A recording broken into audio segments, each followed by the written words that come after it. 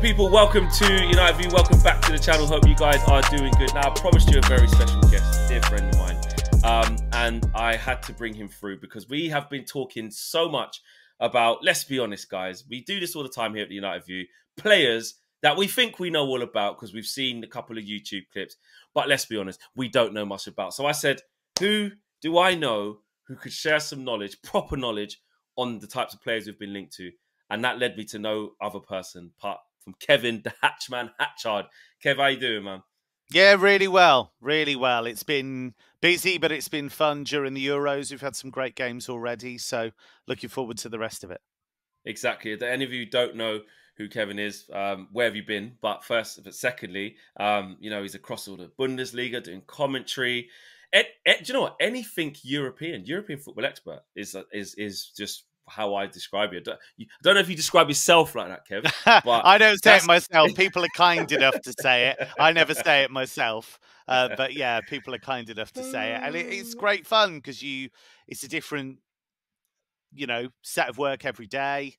Lots of different teams, lots of different stories. So yeah, it's been great. And actually doing the Euros games as well has been great fun because been able to really dig into Georgia and Serbia and Romania and Ukraine. So that's been great.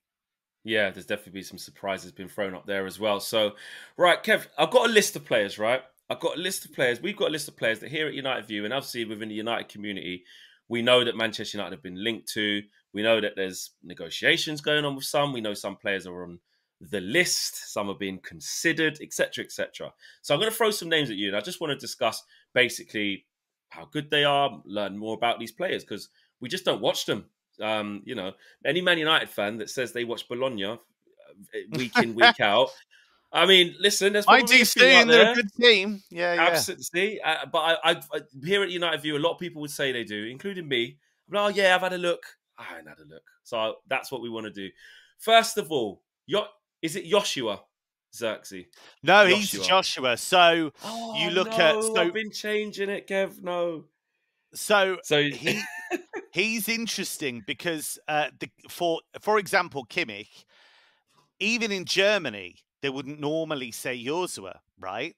But his mum insists on the pronunciation Joshua, which is why everybody says Joshua. Kev, I only changed Zirkzee because every time you say Kimmich, when we've been doing Sky transfers and stuff, you say Joshua Kimmich.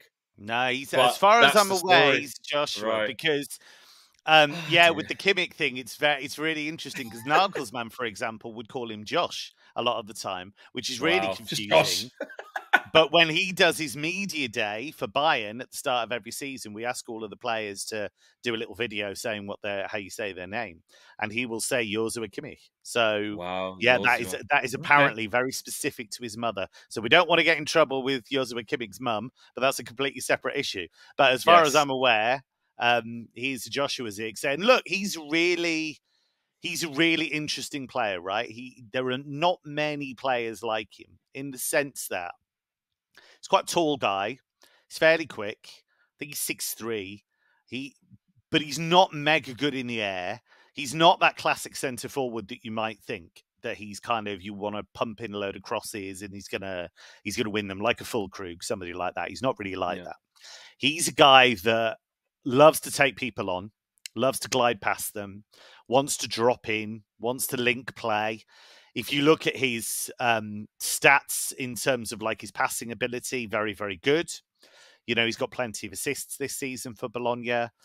And he was kind of perfect for what Thiago Motta wanted to do with Bologna, which was to have that presence in attack, but also somebody who was really good at all the link-up play and could make it stick and kind of let the other players like Lewis Ferguson before he got injured. They had a really good click, getting forward from midfield. So he is unusual in that way. He can run in behind, but he won't always run in behind. Rasmus Højlund, for example, is more that guy that will be trying to constantly, we just don't find runs. Yeah, exactly. Whereas Zirkzee is a different type of player. He will drop a bit. Wait, Kev, wait. What's his last name? So Zirkzee, I would say. Right, so it isn't Joshua, but it's Josh. But it's actually the Zirkzee we've been saying. Is Zirkzee? Yeah, because it's God. you know, Dutch extraction, isn't it? So Right. Joshua Zirkzee. Right. the With you now. Zirk bit is probably me being a bit German, even though I'm not German, but I've worked in Germany for You're so used to it. long. So Yeah. Zirkzee is probably absolutely fine. Right. Okay. But the Zirk is me being a bit Okay. German for no Cool. reason. But look, Josh is really, really good. But what we don't know if he can do yet, hand on heart, is we don't know if he can score 20, 25 goals a season because he's never done it. The one thing I would say is that I remember when he first broke through as a teenager at Bayern, and I think he definitely scored in his debut, and I think he might have got the winner the following game. He might even have got I saw a thing where he said he scored games. He scored 3 goals off his first 3 shots. I saw a stat of yeah. he got a few goals really quickly. I saw that. He definitely got a winner against Freiburg in his second game. I remember that because I think I did the game. And the first game, I think he might have got the winner in the first game as well. But he burst onto the scene and was doing really, really well. But it's Bayern, right? So they've got tons and tons of quality. He went to Parma. You wondered, is he really going to get to where we hoped he would get to? But then he went to Anderlecht and he scored a lot of goals in Belgium. Again, then you're thinking, well, is that the level? That's a good gateway, but is it the level?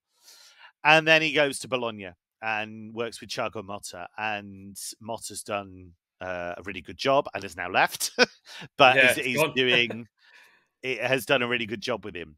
So I'll be really interested to see what happens. I can see why United would look at him because he's different to what they have. And I think you need that sometimes. He and Højlund could play as a 2. I could see that. But I could equally see him playing as that lone front man, dropping in and kind of getting wider players involved. So, yeah, he's not the finished article. He's not a slam dunk, but I think he's a really interesting player. Do you think that with where Manchester United are trying to go with Sejin being very vocal about, not saying he's going to be the next Mbappe, of course not, but the line was, we're looking for the next Bellinghams, the next Mbappes, we're going young. Rasmus Højlund is obviously inexperienced and on his way up. Joshua Zirkzee seems he's of the similar mold of young, up and coming. Do you think it's the right move for Man United to go for a striker like this when they have Højlund already? Do you think they can complement each other or give different things when either or isn't playing? Or would you have expected Man United to maybe go for a more experienced striker? No, it's a squad game. It's a squad game. And I think if the vibe is that you're looking for rising stars who are getting better, who have room to grow and develop, that's absolutely the way you do it. So there's no point having 2 players who are exactly the same. You can get a guy in who can either complement Højlund or can be the alternative if you're going to play one up top. So I think he gives you options. That's what the squad game's all about. And I think it makes much more sense to me to sign a guy like that, even though it's more expensive, than to sign, say, a proven goal scorer like a Serhou Guirassy, because that's a relatively short-term move, although Guirassy's got still a long time left in his career. But I think if the idea is to grow a squad together, then he fits that mold, really. Yeah. Well, let's hopefully see. It looks like that deal's bubbling along nicely. We'll see if it materializes, but good to know more about him. Second player I want to talk about is someone who just come to the forefront and linked with Man United from PSG, central midfielder Manuel Ugarte, Uruguayan, defensive midfielder. How is he viewed by yourself? He did really well at Sporting. When he was first brought in, he was supposed to be the kind of cover for João Palhinha and, nailed down a first team spot fairly quickly at Sporting. He is somebody that then went to Paris for big money and started well. But by the end of the season, Luis Enrique, when there were big games in the Champions League or the Coupe de France final, was leaving him on the bench because he was turning to Vitinha and Warren Zaire-Emery and Fabian Ruiz, who have quite a complementary skill set. They're all very good, yeah. Yeah, they're all really good players. Yeah. So he clearly made that decision that he wanted somebody like Vitinha who could do all the dirty work, but break forwards, be creative. He's brilliant. do all that stuff. Yeah, he's a great player. Instead of Ugarte, who is much more of a midfield destroyer. Destroyer. I knew he was going to use that word, destroyer. When I've had a look at him, he's yeah, going around, he's bullish, he can get out of tackles, he's going into people, very mobile. Yeah. That's why I can see why Man United have gone for this type of profile, it seems. Yeah. I mean, his tackles per 90 are really high. He's a decent passer of the ball, fairly safe, you know, in general. But that's what you want a defensive midfielder to do a lot of the time. If they're going to break up play, give it to the guys who can then do damage. So I've never got a problem with that necessarily for a defensive Especially when we've got Kobbie Mainoo next to him, which is... Yeah, exactly. That's it. And I've seen some things suggesting, oh, well, that wouldn't work because Mainoo and Ugarte couldn't play. Yeah, they could. They could. Yeah. They absolutely could. Yeah, there's no reason why not. Because, you know, it depends how you're going to play, of course. But if you're going to have that kind of double pivot, if you like, and have, you know, one guy to break up play, one guy to go hunting, and then another guy to progress the ball and do all that stuff that Kobbie Mainoo can clearly do, I don't see that being a problem at all. So I think Paris would be willing to do something because it hasn't worked. I think he's surplus. They would, if the right bid come in. Yeah, because not in the manager's plans. Because they need, they very much bet the farm on Luis Enrique now. They very much see him as the guy to lead them forwards. And I think that's what you might find now. That the whole Paris vibe is moving away from superstars. They've just had the biggest one go out the building. So what's the best way to do that? Well, it's to say that the coach has the authority, which is something that coaches at Paris haven't generally had in the last few years. So suddenly you've got that scenario where he does. And the proof is in the fact that in all of those big games come the end, Ugarte wasn't the one that they turned to. So he doesn't want that. He wants to be a starter somewhere. And if United feel that they want that kind of destructive ball winner, somebody who can tackle, somebody who reads the game, somebody intercepts, then I can totally see why he's a guy they would want. You mentioned Paulinho there as actually in terms of, you know, because obviously Paulinho would have went to Fulham then, wouldn't he? And then you're saying he went to Fulham and then he went to Sporting. Yeah.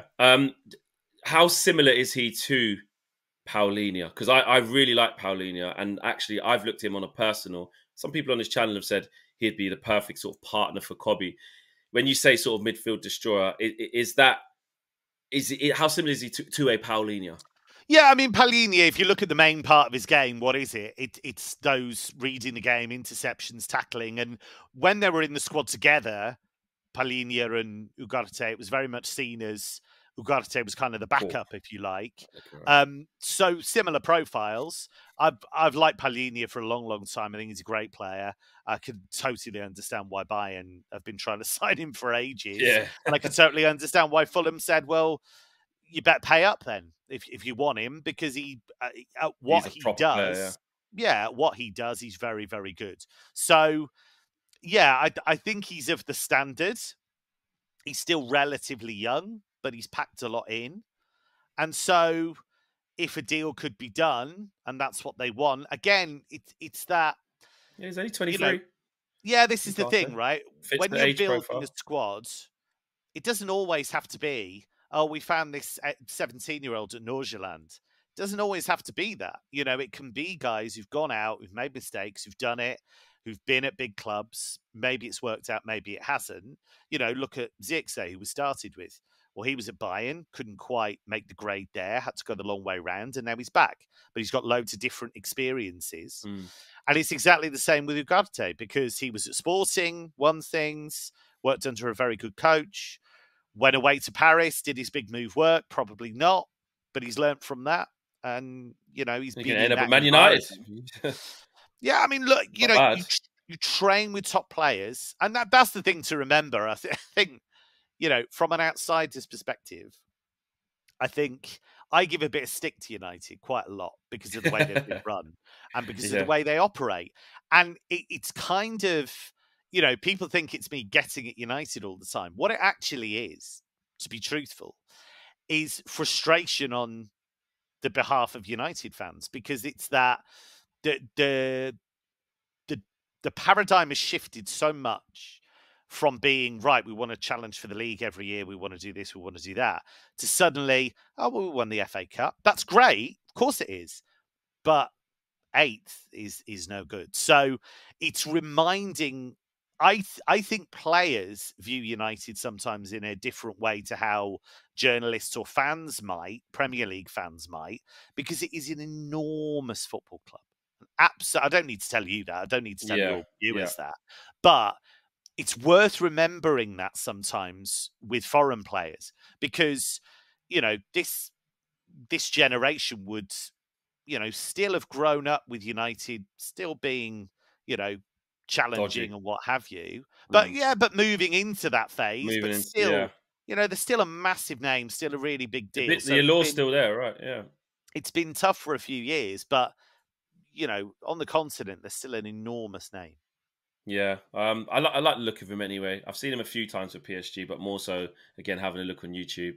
So I'm not going to profess to have watched Manuel Ugarte week in, week out. I'm not going to do that. I've seen him a couple of times with PSG, but he does look like someone next to copy the profile that I want next to him. I know we're looking at Amadou Onana as well from Everton. I think he's physical, can get about the pitch, but on the ball for me, he's not the one for me.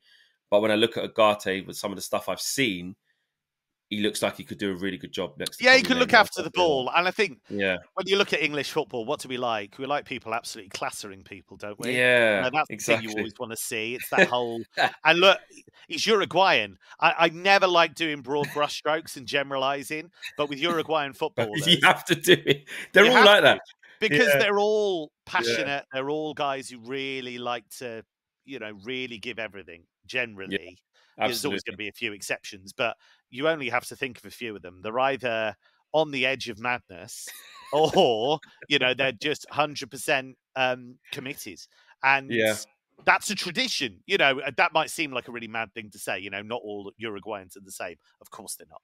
But you have certain traditions that run through a football country's DNA, and with Uruguay, that kind of passion and that willingness to be physical is absolutely one of those. 100%. Watch this space on Manuel Ugarte. Let's wait to see what happens there. I'm going to chuck a couple of centre backs at you. One you'll know really well actually in Matthijs de Ligt, because who was it? Florian Plettenberg was saying that, you know, he's on the list for Manchester United. No formal bids or anything, but he's on a list. Man United are having a look at. Erik ten Hag still really likes him, etc., which is no surprise. Him and Lenny Yoro, I wanted to talk about. But let's start with de Ligt. Obviously, he's still in the Bundesliga at the minute, so I know you'll know. It'll be fresh in the mind.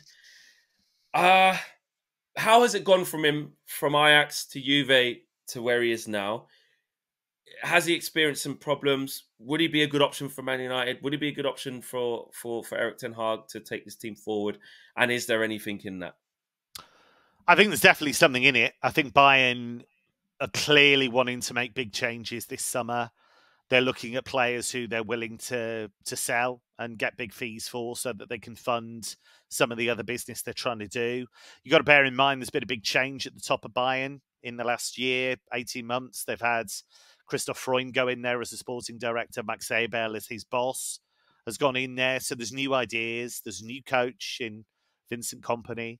So there's a lot of new voices, new ideas, and that inevitably leads to change. And you're getting guys that previously would have been unsellable, like Kingsley Coman or Joshua Kimmich or Leon Goretzka. Suddenly you're thinking they could be on the move.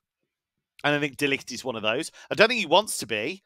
Everything he said indicates he wants to stay, wants to fight for his place. But sometimes if the door's shut, the door's shut. Yeah. So I think he's a bit unfortunate. I like him very much, always have. I think he is somebody that, if you go back to that Ajax team under Ten Hag, a lot of the time he was holding the whole thing together at the back, really, because of the way they played.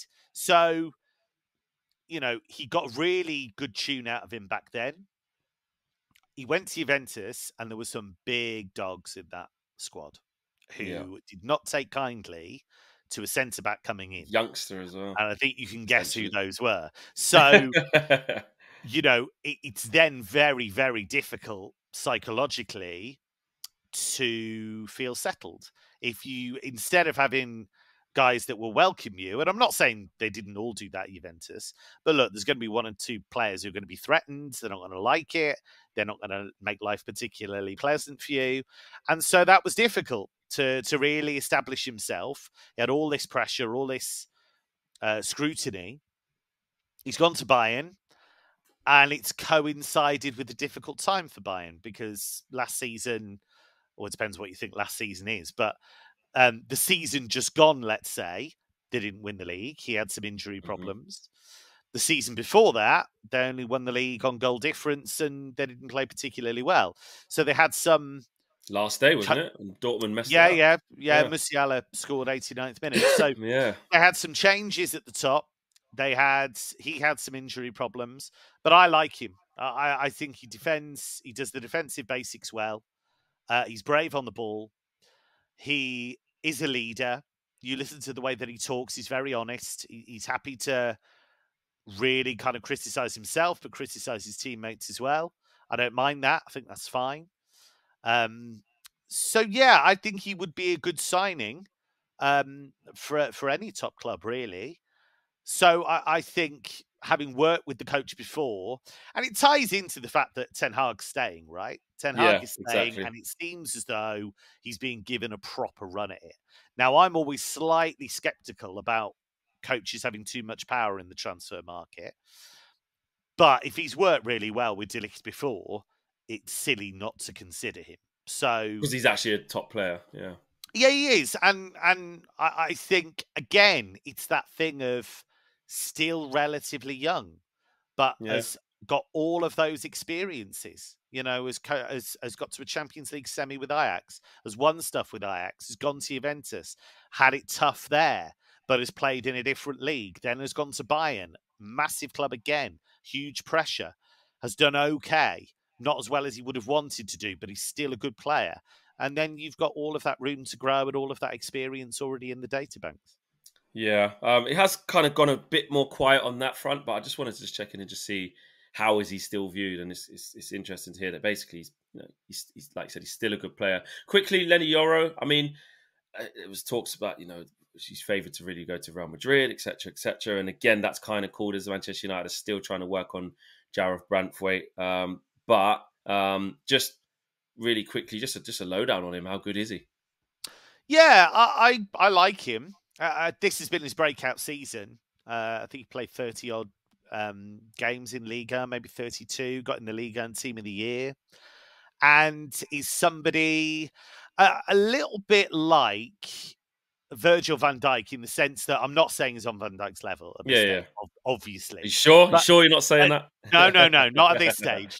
Not at his age and at this stage. But he lets the game come to him in a way, in the sense that he's happy to react to stuff. He reads stuff really well. He senses danger, but he's not herring around, slamming into people, getting himself out of position. He's a watcher. And I think he's developing all the time. The complete opposite to Martinez, then. Yeah. Which might work. You're not necessarily going to see all those fist pumps for, no. Conceding a corner. I like Martinez, by the way. I'm being facetious, but we love that. Yeah, every minute high five. But yeah, calm, and you can see why lots of top clubs think he's going to be the next big thing. So, slightly different profile to some of the other guys we've spoken about because he doesn't have that track record, but he's broken into a good Lille team. He's worked with Paulo Fonseca, who's a super coach, and has impressed. So, yeah, it would be... I think he's going to go to Real Madrid, is the truth of it. He seems to want to. They seem to want him as part of this, let's collect all of the best young talent in the universe. So, so I think that is probably what will happen. Yeah, that's the But feeling. I can see why so many clubs are looking at him. Yeah, definitely. Right, now towards the management side, Kev, coaching side, Kev, I want to finish off on Rene Hake. Harker. There you go. Not any of the three I said were all wrong. Harker. Coming in from Go Ahead Eagles, it looks like that's all but confirmed. Following the news from Fabrizio Romano et al. Ruud van Nistelrooy poised to come in as well. And we were talking a little bit about this before we recorded. It is really interesting to see what's changing at United, how it's changing. Obviously, Erik ten Hag set to sign a new deal. With the guys coming in, obviously, to Man United fans, Ruud van Nistelrooy is, I'm not going to say God, but he's a legend. Harker, we don't know a lot about from Go Ahead Eagles. Does Ten Hag know him very well? Is he any good? Can you see this conglomerate coming together and this is a good thing? This Dutch sort of revolution that's being built. Well, look, the first thing is they're mates. They know each other from Twente. They were together at the academy doing coaching there, so they know each other. Right, so this isn't someone just Ineos has just plucked up because he's Dutch. No. They're mates. Right. They've spoken a lot about their coaching philosophy, which is similar, and so that's a real fit. So there's no way that Ten Hag hasn't had massive influence on this. So I think what it tells you is that Ten Hag is still at the wheel. So he's still driving a lot of these suggestions, driving a lot of, they might try and paint it differently, but, he's absolutely somebody that Ten Hag respects, likes, has spent a lot of time with, and somebody who's done, really well at Go Ahead Eagles. I think it says, again, United's a massive club. So to come in the staff and give up those kind of coaching ambitions as as the main guy says a lot about the role that he anticipates having, because you wouldn't come if you were just going to put the cones out, and B, the fact that he thinks Ten Hag's going to be around for a while. So yeah, they know each other well.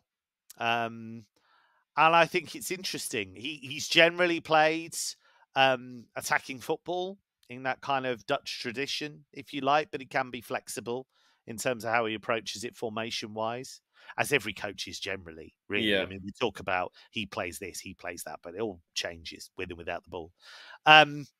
So, yeah, I think he's not a name that everybody's going to know. He's not a name that sets the world alight necessarily, but what it is, more globally, is a sign that Ten Hag is there to stay. And now that's interesting, because a lot of the discussions we've been having as United fans and in our communities is that, wow, Ineos have come in now, said, okay, you are staying, but basically you're signing a new contract, which, we can change your status from manager to head coach. We're going to be sort of in control of transfers. This transfer veto that Ten Hag has had in his contract before.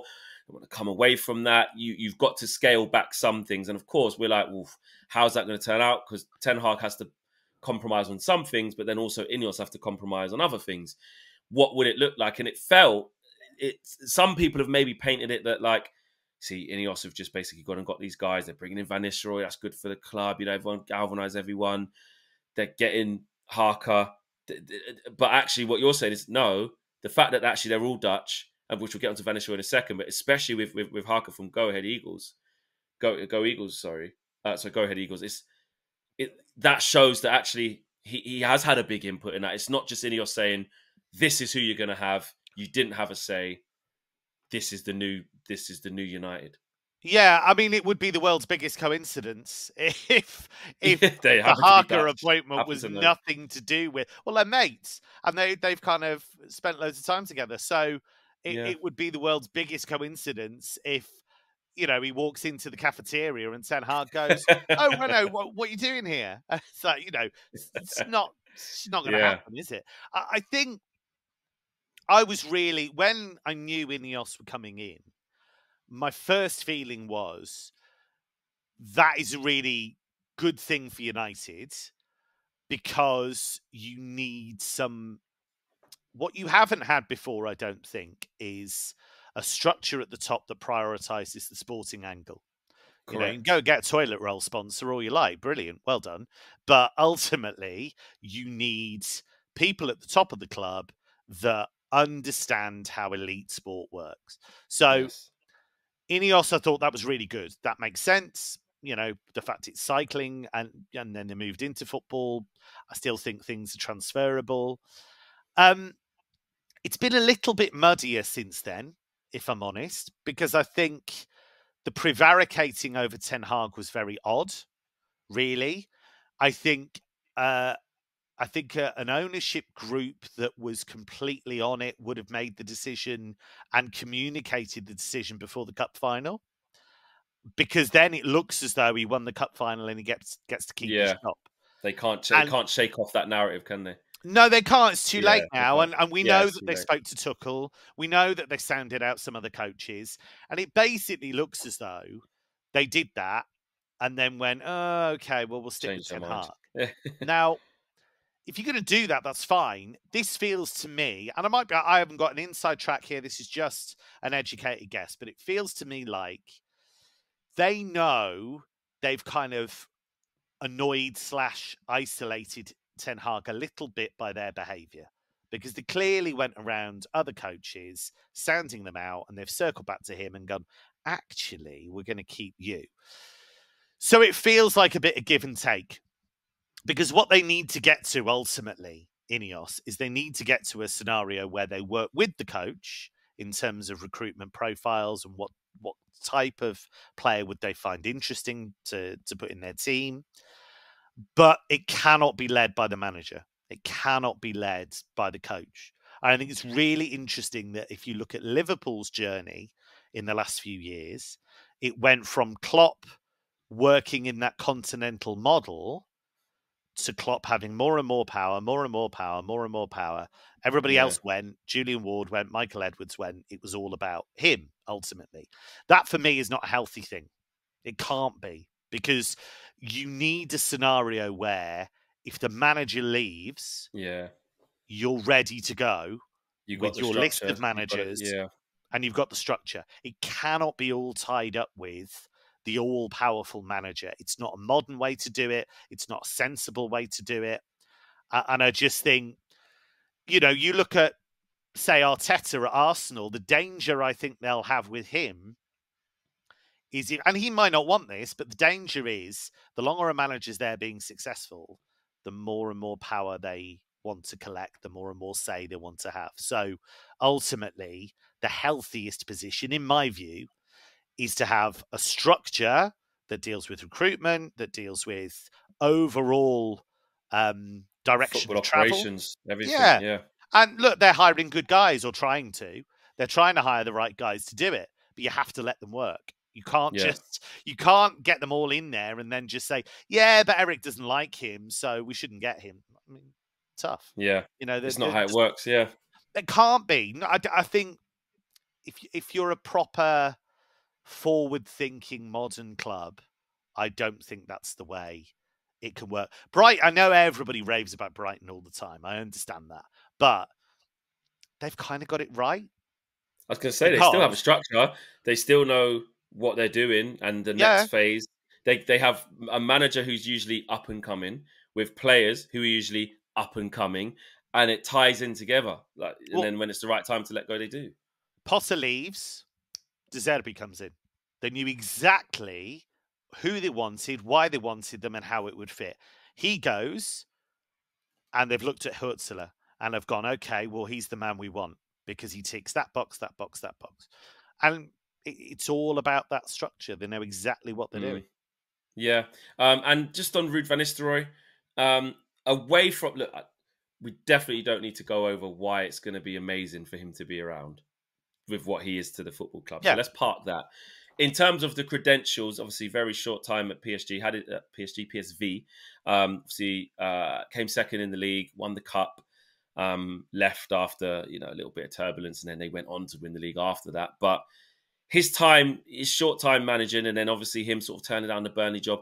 What do you think his angle is, and how, from a coaching perspective, how do you think he would be of an asset to the coaching staff? Away from that, he's just Ruud van Nistelrooy and he's back at Carrington. Yeah, I mean, the first thing is that, as you say, he had some success at PSV. There was clearly a breakdown in communication, and so he moved on, which I think was a shame. But he'll learn from that. Yeah, he'll learn from that. I think what's interesting with him is that if you look at his career, there's some really serious setbacks injury-wise. I think that makes you stronger. I think that teaches you a bit. And I think if you look at a lot of the top coaches, actually, their careers ended early, so they had to go into coaching early, or they've had kind of big setbacks.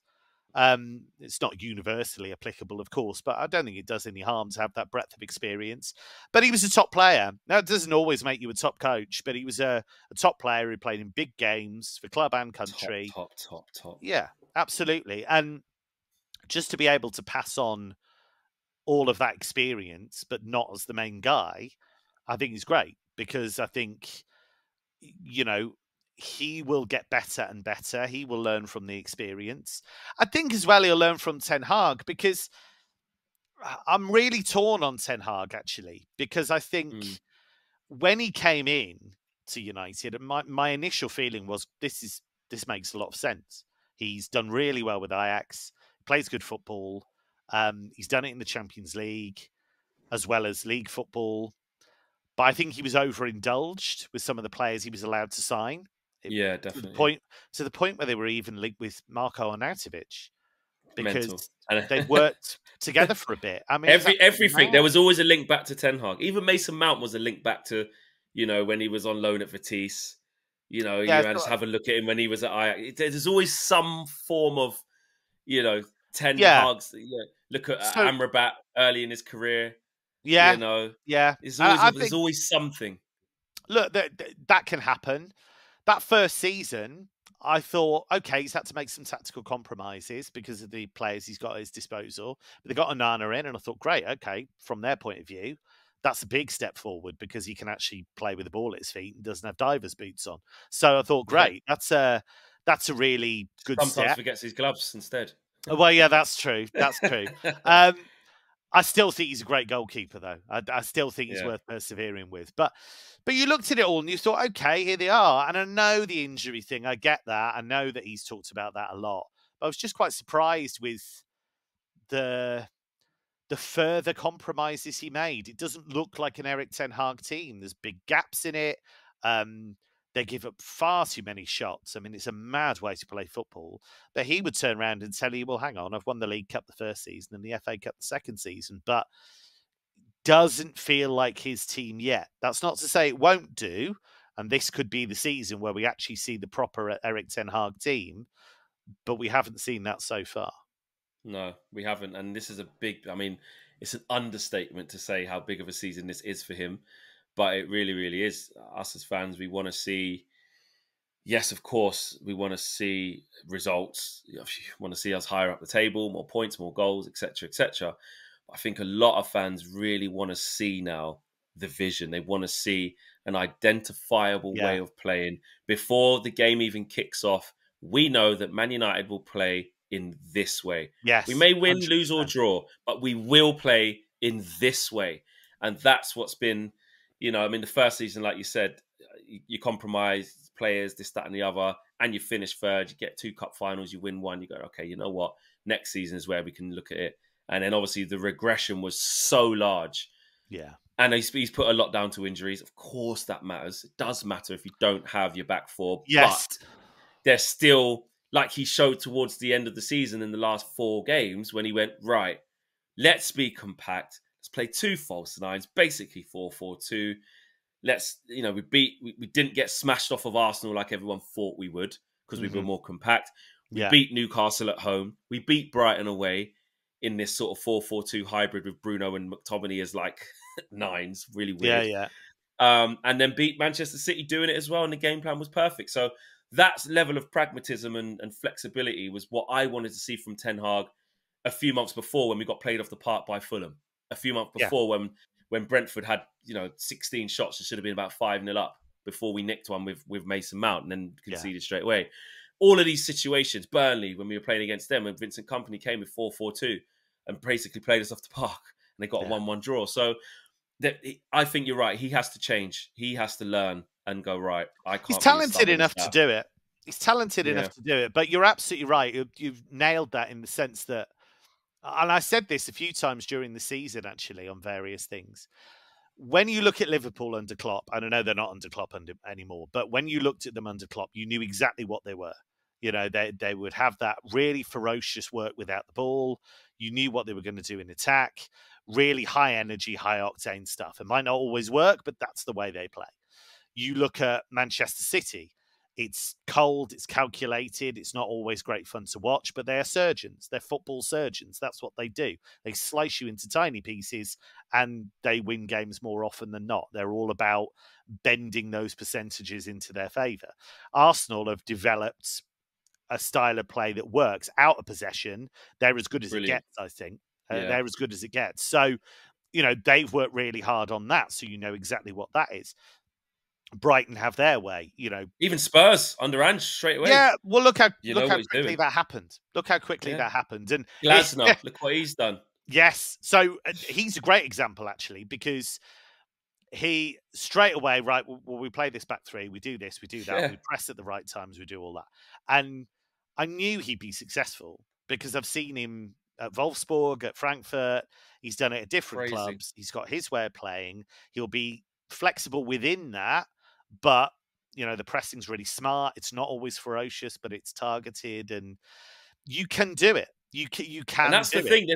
There's the excuses right now. That's why I was really frustrated. I'm happy he kept his job in the end, but people tell you on the channel I was flip-flopping. I was on the fence. I was like, oh, he's got to go. Oh, now he should stay.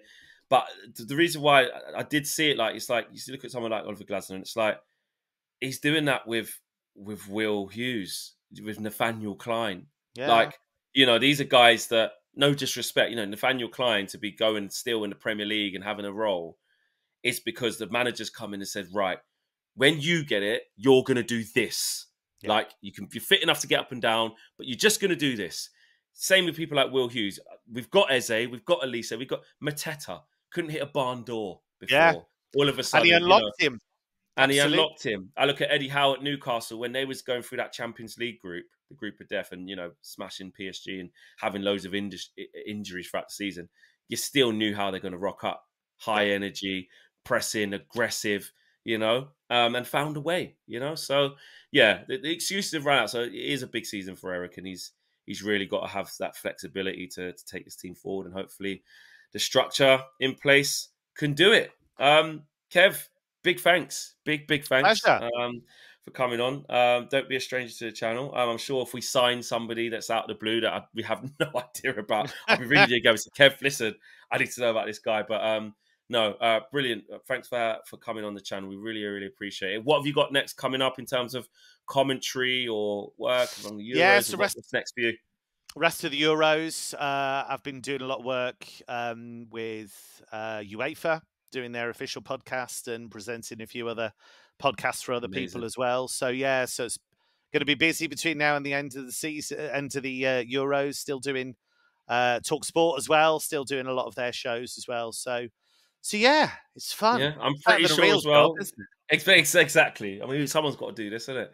I'm sure you'll be. Are you in probably at some stage across the summer, maybe at Sky as well?